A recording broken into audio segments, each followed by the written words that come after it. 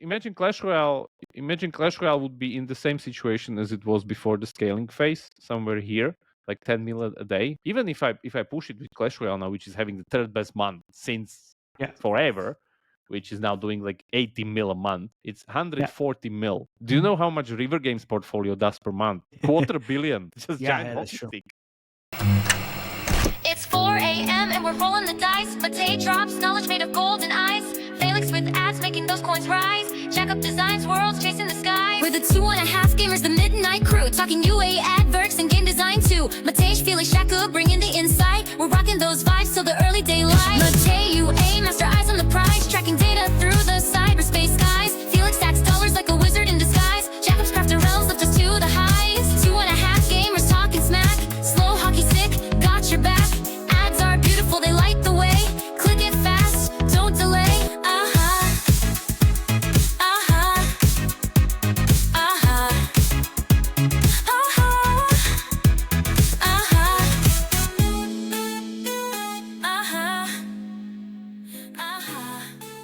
Hello. You got a lot of hair, Matej. Jesus, what's happening? Is it growing quicker over there in the Pacific? I have a haircut tomorrow. Don't worry. I mean, of course. Are you able It's to the run weather. with that kind of hair? Like with all the air resistance? Yeah, but hair's not the problem. My leg is problem. Seems like a recurring problem here. So we are 2.5 gamers. 2 of the gamers have 2.5 legs. Injuries. Yeah, 2.5 legs. Yeah. I have a broken foot. Matej has a broken ligament. No. I'm fine. It's like actually was a heel spur instead of a tendon injured. So turned out different. But nobody cares. No one cares. Nobody cares. It's fine. Yeah, nobody cares about our legs. People care about games, and we do care about games. And we're talking about a new Supercell game, which is called the Boat Game. I played this game when it wasn't even, what is it now, like alpha Second testing? Second alpha. So I was in the first alpha and I decided not to move forward with the second alpha because, oh my God, I didn't have fun. And there's a lot of interesting facts about this game on Reddit and subreddits of like Mini Clash guys and like loads of other stuff. Mini Clash guys, So- you mean Clash Mini? Clash Mini, that's better. I mean, Clash Mini in fans, kind of, because there is a lot of stuff happening. Anyway, it's a Supercell game. Now they closed Squad Busters. And the development. And yes, so a lot of stuff happening. And we have some strong opinions, of course. So, I want to say, do you want to play the game? But you can't because... Wait. First have of all, the thank game. you again and welcome to our episode. I'm Felix Broberg. Oh yeah, my name is Matej Lančarić. I'm Jakub Remjar. Yeah, And we're your hosts. Yeah, And now we're going to show off the game. Yeah, I got carried away. But Jakub, I think maybe you should show the whole portfolio, right? Because it's been on an absolute tear, right? Let's start the game and then we'll You want to start with the game? Hello, everybody. Thanks for joining this episode. Our sponsor, Fast Spring, has delivered D2C at scale for over 20 years. They power top mobile publishers around the world and are reliably fast-growing, profitable, and very financially secure. So FastSpring isn't just figuring out D2C on the heels of the recent VC investment. Their developer-first platform and deep gaming and payment expertise have helped democratize global commerce for over 2 decades. As no drama D2C partner with real-world experience at scale, FastSpring is a partner that you can trust with your players. To quickly launch a new web store, replace an existing D2C vendor, or just add redundant D2C vendor at fastspring.gg. Thank you very much, guys, for sponsoring this episode. Now let's get back to the content. Bye-bye. I have a video of myself basically, and then some other videos that we can talk about. But yeah, that's You not have a the video problem. of yourself? There won't be numbers did you play because it? again it's second alpha, so this is there. So yeah, so this is basically playing me, and so we can have some. You look like you. Yeah, so much hair. But wait. You were not able to play this on emulator, but you were able to play it on your phone. Yes, Correct? Okay. As usual with Supercell So you games, actually I played. block on emulator. Okay, fine. Okay. So I thought you were not So able to play. there's this central hub. Let's start with just the feature set and what's this all about, because I think it's a little bit mysterious and like people don't even understand like what's the game about and like what it is. Exactly. So let's break this. So basically, it's a third-person twin stick action shooter, I could say. What stick? Twin stick. What stick? Twin Twin stick. stick. Twin stick. Twin stick does that means mean? Twin you stick. have two joysticks to control the character, one for the movement, one for the skill and shooting. That's called twin stick Okay. shooters. Thank you very much. No worries. 3 years in the podcast. Glad we sorted that out. No Exactly. worries, man. Just don't throw DSPs at me against my DPS. We'll That do was the great. SPS on you. Great moment in 2.5 history. New t-shirt coming. Yeah. Anyway, I so there's this central hub, which is like your base, or not even base, like call it Tortuga or whatever, where pirates came. So most important things that there's this guy that you need to give in chests. I'll get to the chests later. But that's like opening mechanism basically. Then there's the recycle building, which is called Well of Wishing. But basically it means you click on your old weapons and then you recycle them for soft currency. That's it. Like not really that much to it. So there we go. And then there's the last important thing in the main part of the hub, which is the shop.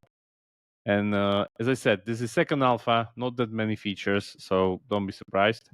Where you can use the recycled currency to buy chests, let's say the easy way, because this is the easy way, and there's the hard way where you actually need to bring them on the boat to the guy and like give it to him.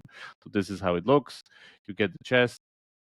That was first, as you saw, there's like +5 lightning, whatever, something. That's basically your overall gear score or something, like how they kind of gauge the progression of the whole game. That's it. Like it's not really something like you would say like an energy or whatever, which is a number basically that increases. And based on the number, it scales the whole game. Basically, you have different locations, different gears, da da da da da da da. So in every chest, there are 2 items that can be rare, epic, or common, I think. And that's basically it. As you saw, there was also this kind of a clicking mechanism. Fucking Smurf with mustache. I mean, Yeah. oh my Mustache god, Smurf. this is So there are always 2 items in the chest. We have, I think, 4 slots. So we have primary weapon, secondary weapon, the heart, which is basically HP. Yeah, those are weapons and second. And then there's the boat, which has a cannon. The bolt itself is just a skin, nothing really to it. You can change its parameters or damage or whatever. It's just a skin. You can change the skin if you want. But the important part is the cannon on it. So it's either cannon or rocket or whatever, something like 3 or 4 different types of weapons basically. And their stat increases. The items are very flat. I'll get to it, but their progression is very flat, which in my opinion is a little bit problematic because usually it's RPGs and like shooters. second alpha. Come on. I know it's second alpha, but it's already so flat. I don't know.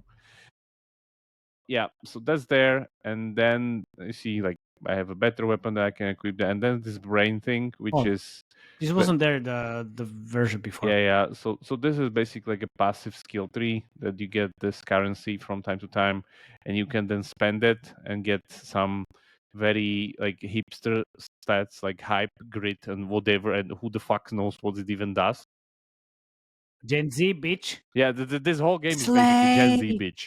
Slay. Yeah, there you go. So, and then you have these like better fields, which like more effects or whatever.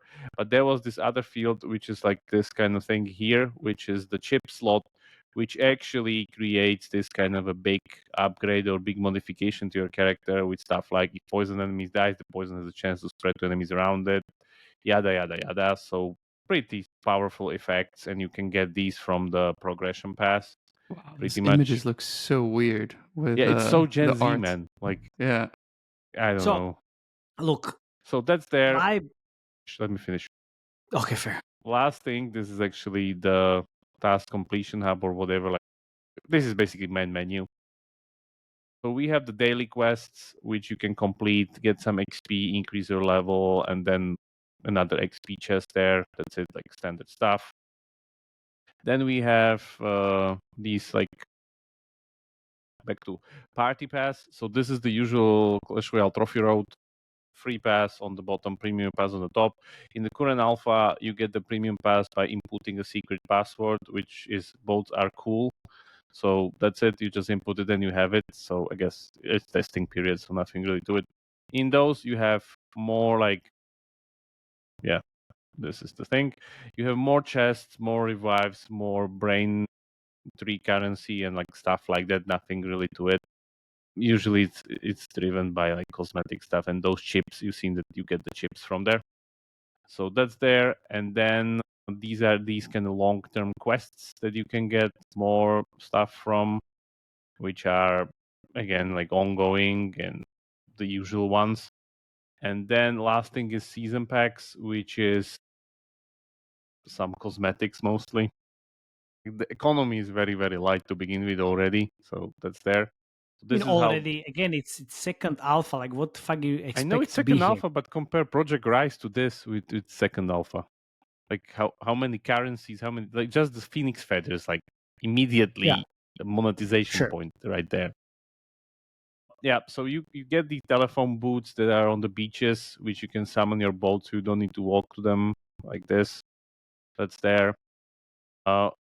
You have to get out of the hub. You need to go through this like triangle portal, and when you get out of it, it creates this kind of a Fortnite style, pretty much level where you can choose which island you need to get. As you saw, those are these like islands locked behind the gating mechanisms of you need to open more chests because I guess the monsters that are stronger, yada yada. You can still go there even if you don't have the thing, but I guess they'll kick your ass. And then let's say we choose an island, we go into it, and usually those are power-ups which increase the speed of our boat. And usually on each island there's this some kind of quest or whatever. You've seen the icon of this eye. So for instance here you need to bring the eye to the middle of the island. It will spawn some kind of random quest. Like these are very reminiscent of like the quest from Diablo 4 as you go through the world. Some random encounter, whatever. Other players can join you and help you or go against you. That's I'll get to it. And yeah, you get chests from it. Your boat has 3 slots for chests that you need to load there and get to the safety to the hub and then open there with the guy. That's And like, people can steal your chests or what? yeah, and that's the interesting part, because again, I was trying to kind of go around and see some players, but in this kind of a playthrough, I wasn't able to see, so I was just roaming the island because I wanted to show you the PvP mechanic. So you see this red thing on this right thing, it's called like going bad, which means it activates PvP and the possibility to steal chests. It's quite important, but yeah, you get your ass kicked immediately if you don't know what you're doing, as you will see in a moment. So yeah, I wasn't able to find any players. This is how it looks on just dry run. So you press it, it says you gone bad, now you can PvP and steal. You flash red, other players see you flashing. Whole screen pretty much says like, it's a little bit similar to something like Ultima Online when you just went PK, player killer character, and then it unlocks a little bit different choices for you. But other players, the good ones, can still kill you like immediately, get even a reward for your head if you kill someone and stuff like that. So I was trying to find somebody, wasn't able to. So I went back to the hub actually and reset the matchmaking. So I went to like 2 islands and see like here you can see other players moving there. So I went there. There are actually 4 of them, which was not the good choice. So here I'm going with another player, going to the island. Monsters start attacking me. Yeah, not really good timing. And I went PvP basically, and the guy immediately shoot my ass. Why not? So yeah, there's a little bit of a PvP fight, which didn't go pretty well. And Did you die? yeah, if he would have Of course, chests here on the boat, I can like steal them, take them, put it to my boat, kill him, yada yada yada. If you're dead as a player killer, you cannot respawn on the island. If you're a good player, you can use the power up, the revenge. Like this is the Phoenix feathers, as I was talking, the consumable. So you can respawn there and get revenge. If you a player killer, you can just go home because again, this is, I guess, the griefing prevention of stronger players just farming lower players. That's there. So I guess that's the end of my playthrough. But let me first show you Well, yeah, one of the guys here who actually did that. So it's just like looking on. Yeah, so for instance here he goes bad and started killing other players basically, which It looks like this guy actually knows what he's doing. yeah, he knows what he's doing. So he even has this PvP chest which is increased by number of kills that he gets. I think where is he? Yeah. So he this is the beginning of the encounter. So he goes here, he sees the guy that he has this chest, he wants to steal it. Literally said it like, I want to steal it because it says you can only steal this chest if you go bad because there's a special like kill other players chest. So he goes bad and then kills the guy and kills few more guys and just run away with it. So that's there. This is and you see it goes like wanted, there's a bounty on your head now. So other players can kill you and kill players to upgrade. So it's like a typical PvP chess, like these mechanics I've seen in Lineage like 10 years ago. So not that revolutionary, but the problem that you see immediately is like aiming is fucking hard in a twin stick mobile shooter, and like I hate these things. I'm sorry, like I don't play any shooters on mobile, and in my opinion, it's a very painful experience. But yeah, whatnot. Like you see the guy's hands here on the bottom, how he's aiming. Just like hate this shit.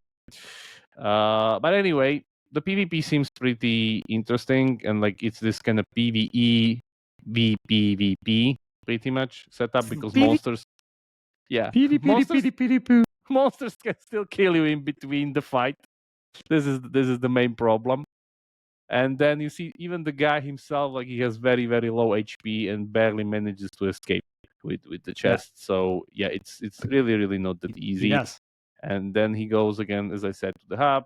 He goes to the whatever the opener NPC, opens the chests, and that's it. And again, it just scales up, and that's it. Nothing really to it.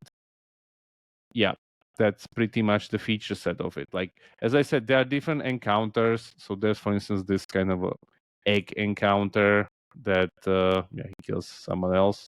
That you join this quest and see he's stealing other people's shit. So if you know what you're doing, like you can get pretty fast, I guess. But the progression itself is still kind of very flat. Like it just numbers increase on these items, like not really that big of a difference. So again, what are they trying to achieve with this second alpha? Oh, hello there. I didn't see you. Thank you very much for coming to this episode. It's brought to you by our sponsors, PvX Partners, the simplest and most effective credit line for marketing. If you're scaling your business and need funding, here's the deal. With PvX Partners, you can grow your game easily and your business. There's no equity dilution. You can repay as you get paid, and it's flexible, fast, and fully tailored to your growth. So you can secure funding in 30 days and get a term sheet in just 24 hours. Don't you wait. Take control of your UA budget without giving away a piece of your company. Visit pvxpartners.com and see how they can help you grow your game faster and stronger. Don't wait. Go to pvxpartners.com. I don't know, like that's my main problem with all these alphas I wasn't and in the first betas ones, and whatever. but I think I was there. Lots of these things were already there, if I understood. Nah, I think it's different. Although I played it for like an hour, and it wasn't fun. But it was what, like February, start of the year or something? It was a long time ago. Yeah, when they launched, November. Kind of, yeah. Oh, okay. Oh, I see where you were going. But this is what Supercell does, right? Because if they release it on their accounts, they can't trust the retention numbers because people just play it, right? And That's now the they issue. can, because this is the same thing. They're just like letting people in who is their fans. Like honestly. Yeah, this is invite only. Yeah, if this wasn't Supercell game, we wouldn't even care. I mean, like, can you imagine like a small studio going to pitch this to VCs? They would fucking laugh. Like everybody was like, "What is this?" But seriously, just think about it. If this didn't have the Supercell stamp on it, like even the art doesn't look like Supercell. Like in my opinion, but then. I don't like the art, to be honest. Absolutely, this doesn't say Supercell at all. Which, when you were talking about the Gen Z, I mean, and this is not the first. I mean, also Moko is kind of in that Gen Z category, and like definitely aimed for younger players because we are getting old, like no shit. And like that, like what's the strategy for Supercell now? Is it just like, you know, trying to look into the future and try to start to build the games for young players? Honestly, that's this looks like streamlined version of Fortnite to me a little bit. Yeah. So, which I mean, is quite popular among their generation, right? Yeah. But I'm still I can't wrap my head around this. What are they trying to do? I don't Because know. honestly, like this. What's the issue when you're playing it, Jakob? Is it just like you're kind of wandering around aimlessly and it's not hard enough, or like I don't know. Like, you know, the biggest problem here was matchmaking. Servers were kind of heavily crashing for me for a few days, so I couldn't even play it honestly. But I guess again, it's second alpha, so no. Do you remember there was this exact problem with Rise? Maybe. You remember I wasn't able to make with anyone. I mean, it was just this is the thing with Supercell. Nearly all of their games are PvP based, which means matchmaking need to be fucking flawless. Otherwise, these things don't work. Like they don't work with bad matchmaking. So either you don't see anybody, or you see two strong people for you, or and it's not fun. Yeah, it's not fun. It's not fun. If matchmaking, and we've seen it, like even asynchronous games like Battle Legion didn't work well if the matchmaking broke down. And this is synchronous PvP, so it's like 10 times harder to do. So yeah, I get that. I get their philosophy, because these games, if they're done properly with matchmaking, players produce the content. Players are the content, so they're not that content demanding. A smaller team can maintain them. That's great. Yeah, it's gonna be. But in order to build them, it's much harder to begin with. So yeah, let's see. But who is this? Who is this for? Like, who's the target audience? That's my biggest question. Is it really Gen Z? Like, baby? I don't know. Like, as I said, like, seems to me like a casualized version of Fortnite, basically. And this is what people want? I don't know. And I didn't get the thing with this boat combat, to be honest, because like you barely on the boat. You can shoot. Like you have like one slot of the inventory is just the shooting on the boat. But the thing is that because the boat is so fast, nobody shoots at no one, because it's just like so hard to chase people. You need to aim. You see, you have one power up built into it. Then you have these balls on the water that like basically speed power ups. So you can get so fast. Like, how can somebody even shoot at you? I don't get this. Like, why does this even have the naval combat to begin with? You just hopping against the. I don't know. Maybe if reminds me the Rovio game, which was Battle something. Battle Bay. No, Battle Bay. Yeah, that didn't go well. Exactly. But here, I don't know. Like, I would expect, for instance, like I don't know if you have like full cargo, that it would slow you down or something, or I don't know what. Like, some kind of dynamic or mechanic to work around the ship, but it's just like a ship and it moves. That's it. Nothing really to it. And as I said, it's very hard to aim to begin with, even harder to like aim at the speedboat. So what are they testing now in the second alpha? Do you think back to this, right? Yeah. I think they're testing like engagement metrics in a way, like how many chests per day people complete, kills per day, and all these other things, weapons balancing, stuff like that. I guess internal metrics. Literally the secondary KPIs, not the primary ones like retention, RPU, and stuff like. No, I mean like the retention here is like doesn't matter. Right? Doesn't matter. So all these things are kind of gone. My guess is because balancing can be pretty good in a way that you can like polish out a lot of things like these quests, the monsters, gating, and the scaling mechanism. Like these things can be polished pretty well. I get that. So that's pretty valuable data. You know what's really interesting? So they're trying to, I mean, they're working on this game for let's say 6 months. But I would say a year. No, it's announced February, so it definitely needs to be a year at least. Exactly. Because this is production heavy. So this is second alpha. You don't have retention KPIs. You have some engagement metrics. You don't have CPI, so you don't fucking know if this works in terms of the CPI. Even if you finish it. Yeah. Even if you finish it, exactly. But they don't spend money on UA. We talked about this. Now they spend money on UA a lot. But not on this. Not on this. No, Clash Royale. Not on this. Sure. Of course. Yeah, they do. I mean, we can see that. But this is the different approach. And I find it pretty hard because, I mean, what if this doesn't really work on the CPI side? I mean, I don't know. So with this could have been killed already and just moved on to something else. You have fries. You have what else? Yeah, Well, let's get what you Moko have is somewhere. point. Yeah, exactly. Yeah. So there's this thing on Wikipedia, by the way, which is super handy for everybody that's tracking what Supercell is doing. Wikipedia is like your way to go resource, to be honest, because Supercell graveyard. somebody is really keeping up with the graveyard. I think they need to be a little bit faster because Codebusters is still not checked out yet, but it will get soon. We'll get soon. But yeah, today I was doing a post about this anyway, so we can use my chart here pretty much. Wow. So yeah, this is the newest graveyard. I'm not counting stuff before, like all these other things, pretty much, because there's not that many games that before. Like there's the initial 3 that all died. Then Heyday is basically iteration of Farmville. Clash of Clans is iteration of Backyard Monsters. Boom Beach is iteration of Clash of Clans. Spooky Pop. One of those is Monster Strike. The other one is I don't remember what. Clash Royale is really the original push. That's like hands down, in my opinion, the most innovative game the Supercell ever did.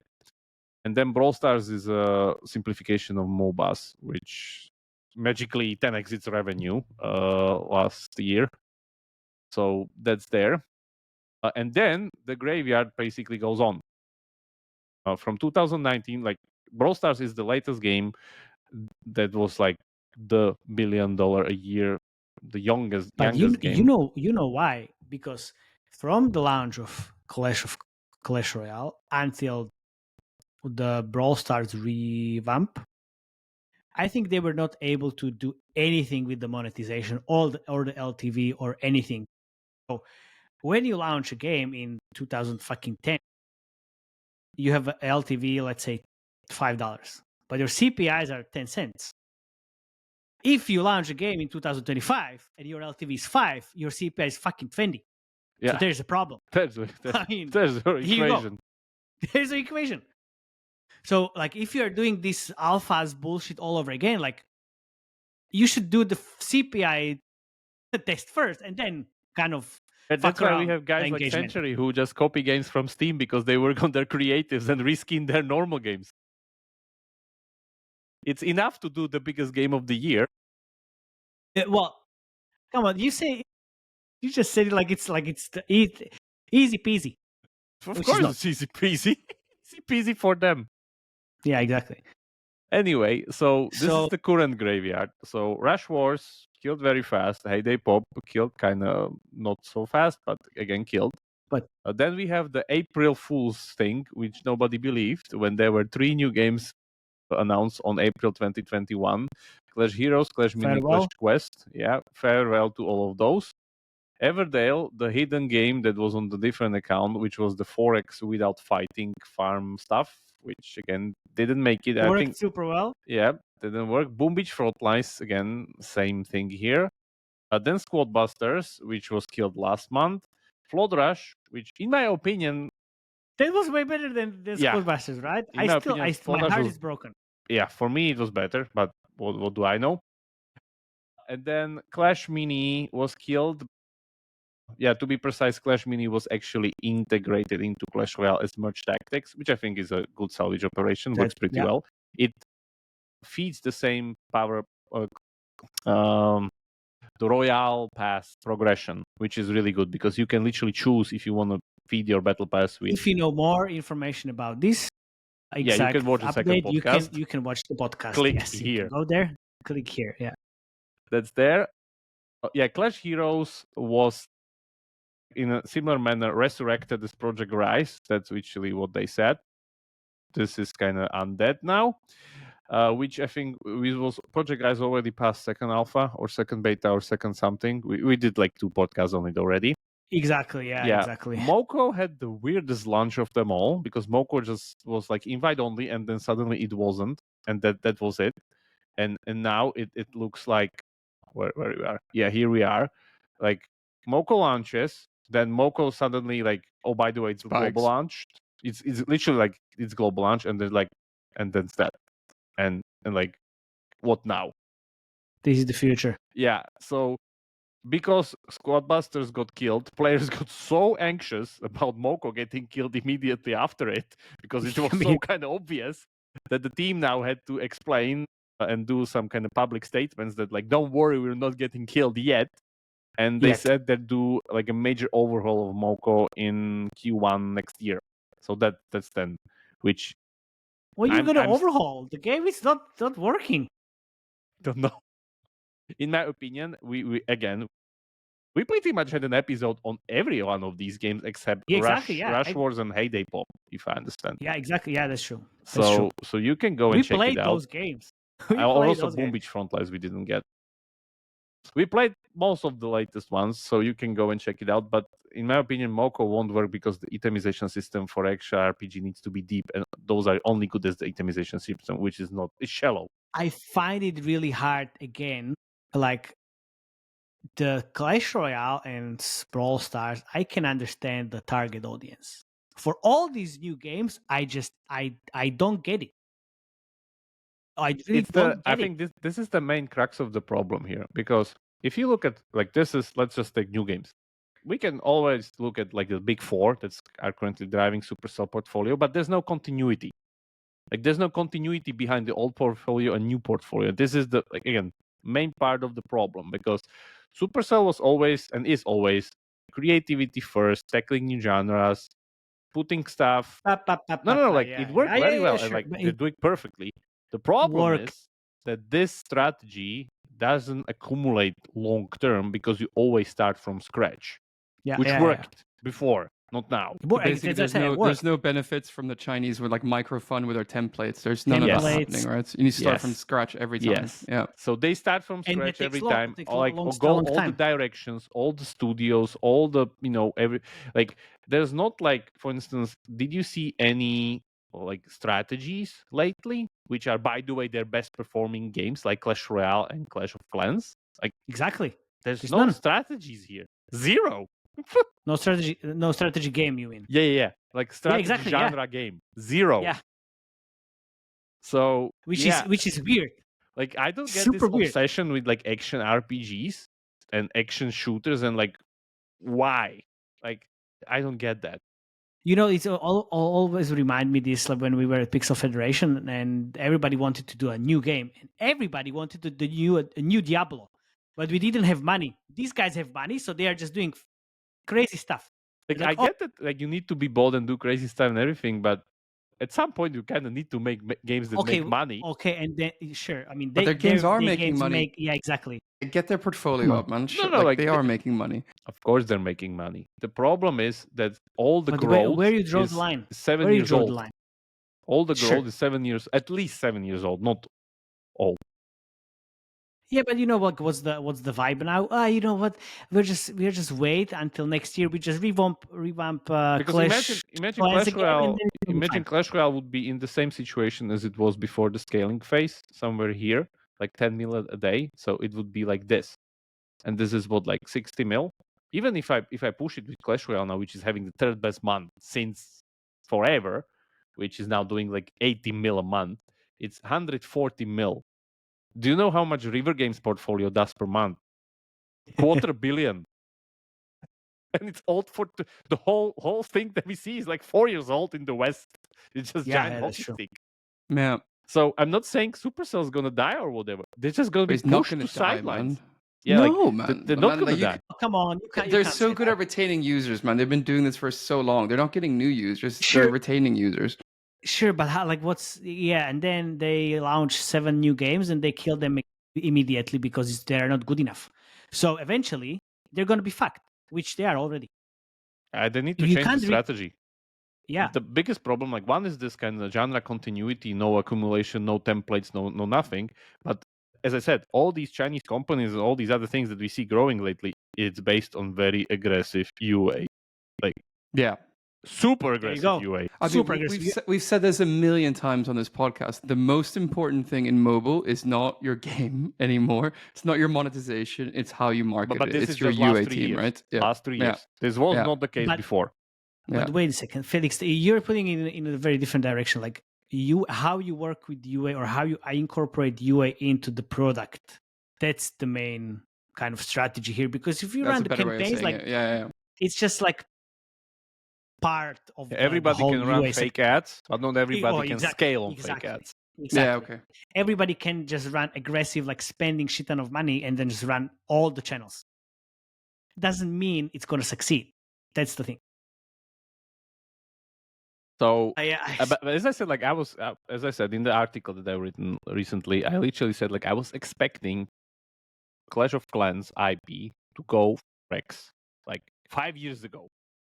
Yeah. Why didn't they go 4x? It's a strategy because game. they don't know how to do it. They don't know how to do it. Man. But they don't. have like two of the biggest strategy games on the market. Which is still not 4x, man. Like I know it's not 4x, but it's at least kind of similar to close. the same genre. It's close, but you know, like it's a different mentality again. You know, you remember the days where they, you know, get rid of loot boxes? Oh yeah, I remember. So the shooting into the food days. Into the food, exactly. So I mean, come on, like how they can work with 4x? Like you know what's going to? Oh, it's too aggressive monetization. Come on, But all of their we don't games, like if like I guess except Brawl Stars maybe, but again it was pretty tightened lately. And same goes for Clash Royale. Like this whole scaling of Clash Royale is because like they tightened the economy so much. Yeah. But Yeah. Well, finally, both Heyday, both Clash of Clans, both Boom Beach, both Clash Royale, like they have very very deep economies, super deep.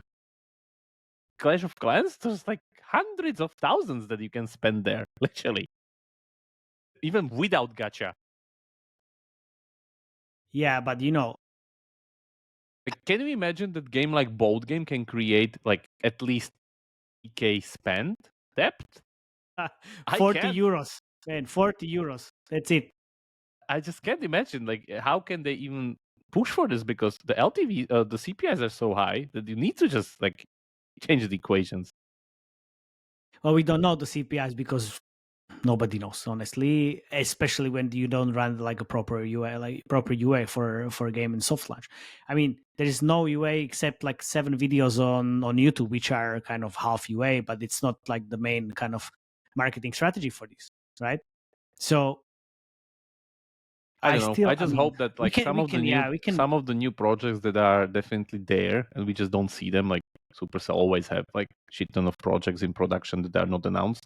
I just hope that at least one or two of them are strategies or some kind of thing with a deep economy. Otherwise, we just end up with this. Yeah, exactly. We are making shit ton of money on strategy game. Let's do an action RPG. Makes sense. Yeah. Let's not make a strategy game anymore. No, because again, I mean, but yes, like it's River crazy. Game, 4 4x games beside each other, all scaling up. Yes. Century, 2 4x games beside each other, all scaling up. I mean, they also like the merch portfolio and the rest of the games are 5 merge games beside each other, all scaling up. Yeah, you're right. Like you could never see Supercell doing like a microfund strategy and having multiple titles in one genre, right? Like not on the cards. And keep in mind that Supercell, by the way, is owned by the biggest Chinese company on the planet. By the way. Yeah. If you haven't noticed yet. Okay, so Project Rise. What do you guys think there is going to happen? Project Rise. We're going to get second, third, gamma, beta, whatever, something. It's just like so far. This is the problem that all these other things got killed with Squadbusters, which was the game that were the furthest. It was like the biggest development. surprise for everybody. Like how this got like greenlit and not the others. I and don't also know. the Moco. I mean, come on. Like yeah, let's just forget that for now. But the thing is that there's no new things kind of immediately waiting to scale. No. Like exactly. Project Rise, at least half a year. Bold Game, at least a year. Moco is kind of, in my opinion, will be killed after if Miracles doesn't happen, or I don't know what, after that rework. They won't happen because the game is not suited for the LTV or like the economy. The LTV equation. It's not there. It's not there. Either somebody's like either half of the planet gets urged to play Moco, or like that's it.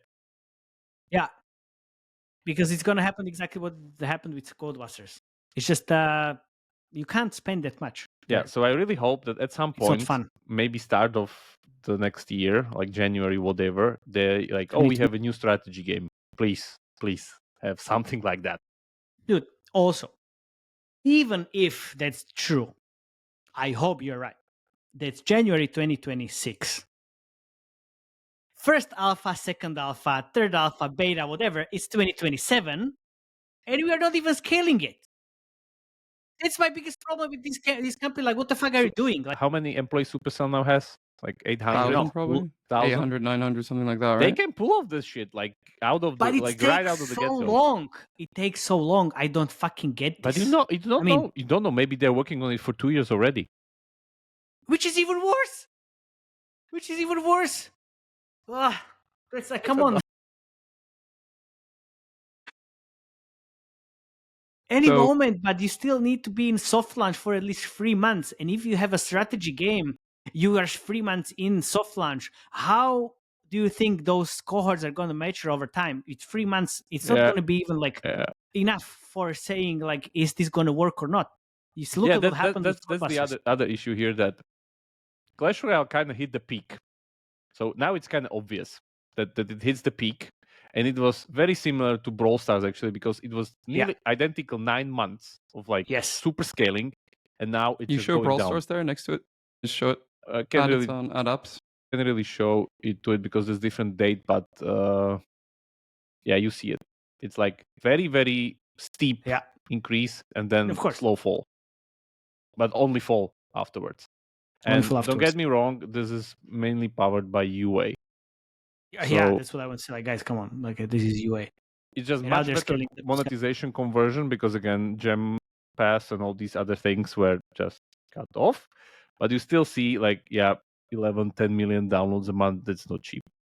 That's definitely not cheap. Yeah, of course, especially for Brawl Stars.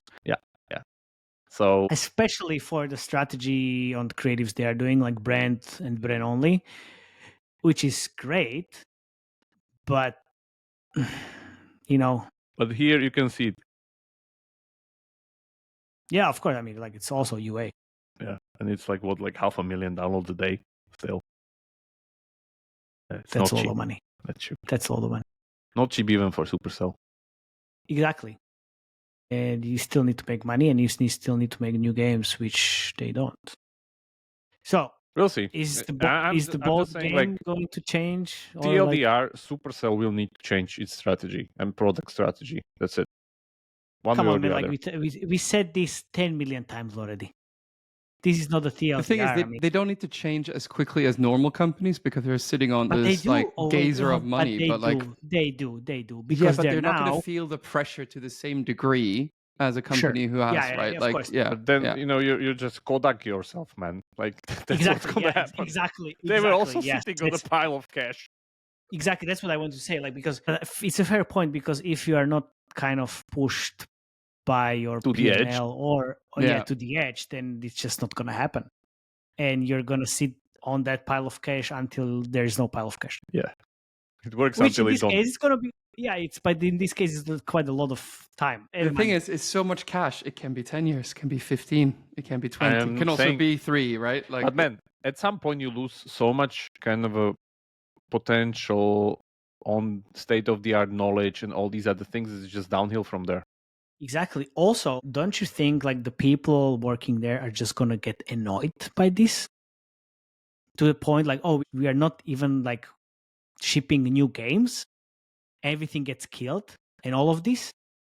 I mean, that's quite frustrating. They can get overpaid by Netflix or Saudis. All Saudis, yeah. Well, I mean, I think you're underestimating how hard it is to live in Finland in winter, you know. But I was You there, can get man. over I that. You was can there. get over I that, know. you know. I was there. yeah, that's true. All in right. time. So, Boat Game, you think it's going to make it to a full global launch? For now, I'm not really convinced, to be honest.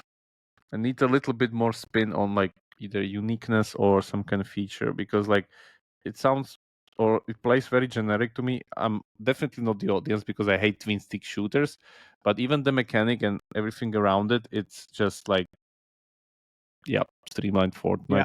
That's it. Yeah. All right, guys. So that's pretty much it. There's no UA, no ads. There you go. No monetization? No monetization whatsoever. If you have similar opinions than us, let us know. We've seen. If you think we're full of shit, let us know as well. Let us know as well. I mean, there is something which we said that is already in that Clash Mini subreddit. So some people are just like, "What the fuck is this?"